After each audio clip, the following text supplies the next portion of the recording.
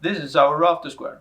It can be used for a bunch of different things, but two other features are a little less intuitive, so I thought we would take a closer look at them today. It's these two scales going from 1 to 30. But before we look at them, let's start with the scale at the bottom, which is used for drawing angles. You rotate the square around the pivot, you use the scale to see what angle you have, and you draw along the opposing edge. The scale above works in exactly the same way, except it doesn't measure the angle in degrees, but in decimeter per meter rise. So what does that mean?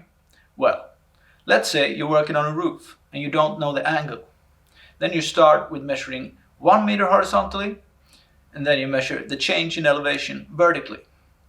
If the vertical distance is, for example, 6 decimeters, then you would have a rise of 6 decimeter per meter, and you could draw that angle by rotating the square and aligning the 6 on the scale with the edge of your workpiece. And up here, you now have the angle that corresponds to a 6 decimeter per meter rise. This scale is often used when you're building houses and making rafters, and is used for making common rafters or normal rafters, while the scale at the top is used for making more specific types of rafters, called hip rafters and valley rafters. Let's take a look at a hip rafter.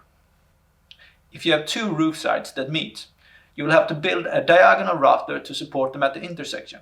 This is called a hip rafter. Since the hip rafter goes diagonally, it has a longer span, and therefore the angle at the top is different from the angle of a common rafter. You could try to measure or calculate it, but if the roofs have the same inclination and meet at a 90-degree angle, we could get the angle by just using the scale on the rafter square instead. It's quite simple. If you cut your common rafters with, say, a 6 on this scale, then you cut the hip rafters with the 6 on this scale. And if you cut your common rafters with the 8 on this scale, you cut the hip rafters with the 8 on this scale, and so on. So, to summarize, this scale is for drawing angles, but they are measured in decimeter per meter instead of degrees. And the top scale is used for translating the angle of a common rafter into the correct angle for a hip or a valley rafter.